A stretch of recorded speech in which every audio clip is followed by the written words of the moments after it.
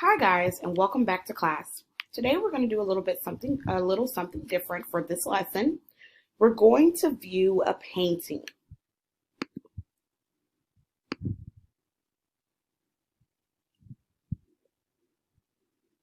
So I want you guys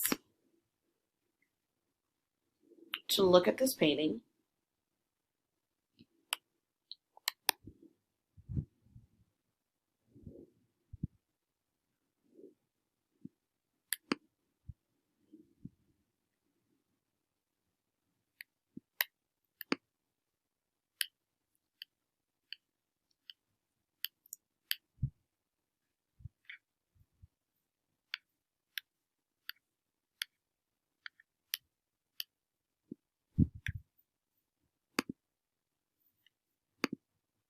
And then I want you to ask yourself, what do you notice and wonder about this painting? You can use some of these sentence stems in order to answer the question inside of Schoology in the discussion board. But I also want you guys to look at every element of this painting. I will have a link for you guys to look at the painting a little closer inside of Schoology. Now looking at our focusing and content framing question for this lesson. For our focusing question task, our focusing question, it says, what defines the experience of love?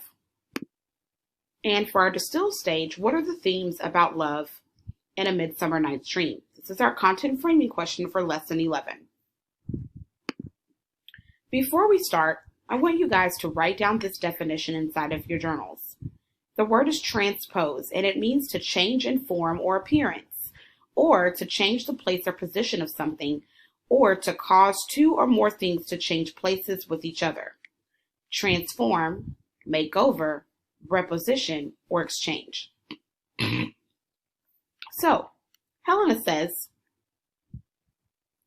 things base and vile, holding not quantity. Love can transpose to form and dignity. Love looks not with the eyes, but with the mind, and therefore is winged Cupid painted blind. This was in Act 1, Scene 1, lines 238 through 241. What is Helena saying about love? Think about the definition of transpose when you're looking at the quote, because transpose is inside the quote.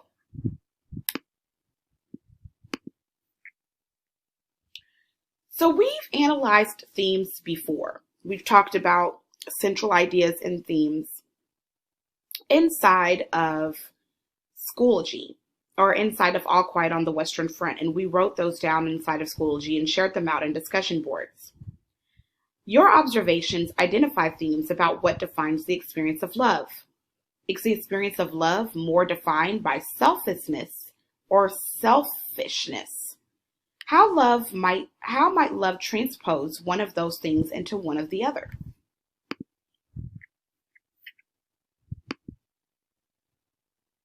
So I want you guys to think about a few things. I want you to complete a quick write, and I want you to identify and explain a theme about what defines the experience of love that we've encountered so far inside of the text. Remember, a theme is kind of like a central idea, and I want you to explain to me how that theme explains or defines the experience of love. Now looking back at the painting, let's try to comprehend what the subject of that painting was. So here, the name of the painting is the Arnolfini Portrait by Jean Vickig. It was written or drawn in 1434, and it's an oil painting.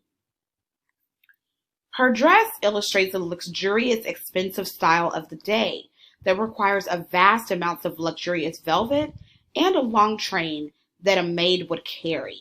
So knowing this about the fact of what she's wearing, what could that tell you about her? Or about the time, or about the place, or about the setting?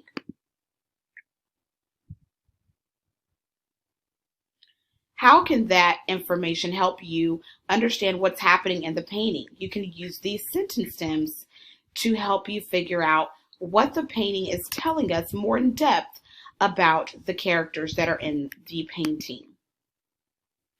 Consider the season that trees bear fruit, and consider that people wear fur and velvet. What might this tell you about the purpose of the dress? And what do you see that might give clues about what's happening in the painting? Based on your observations, how might you describe the painting's depiction of the couple's union?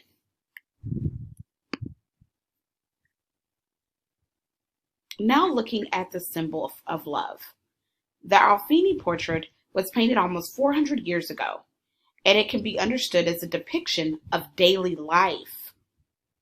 The painting also contains allegorical symbols that viewers would recognize. Specific ideas and events associated with the experience of love, marriage, in which the painting's subject. So here, the little dog is a symbol of fidelity or the hope for children, and the popular name Fido comes from fidelity or trust. The bedpost finale is carving of St. Margaret, patron saint of childbirth, and the oranges on the windowsill and the floor represent fertility. They also suggest the wealth of the family, as that they can afford to buy them and just leave them all around the room. Knowing this, how do these symbols develop your understanding of the painting's depiction of an experience of love? I want you to look at 3 symbols that are inside of the painting: a magnet, an arrow, and a question mark. And I want you to select the one that best represents the play's ideas about the experience of love.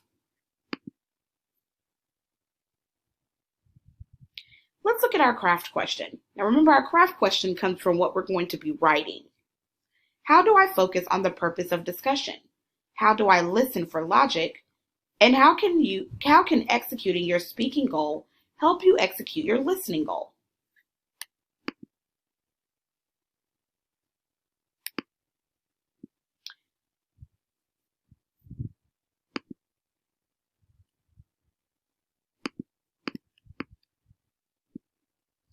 To end this lesson in our content framing question, in our distill stage, what are the themes about love in A Midsummer Night's Dream?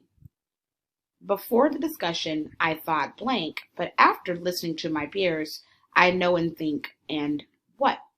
So here you're going to fill in the blanks. When your classmates write their examples into the Schoology discussion board, you're going to fill in this one in your exit ticket section inside of Schoology. Now let's look at our vocabulary deep dive. We have indicative, interrogative, and imperative. Now we've talked about these before. These were verb moods. Now, if Demetrius withdrew his claim, Hermia could marry Lysander. What do you notice and wonder about the verb phrase, could marry? So this is a verb phrase, could marry. Now it's not one of these. We've talked about verb moods before, but this one is different. It's not the indicative, the interrogative, or the imperative. This one is different. Could marry is an example of the conditional verb mood. O'er favor, so yours would I catch, fair Hermia, ere I go. So Act 1, Scene 1, line 189 through 190. This is the conditional verb mood in the original sentence, and paraphrase the sentence maintaining the conditional verb mood. So I want you to write this sentence in your own words, but make sure that you leave the conditional verb mood in your rewritten sentence. So you're going to paraphrase this sentence into your own words using the conditional verb mood. Remember that the conditional verb mood is going to be something like this: could marry.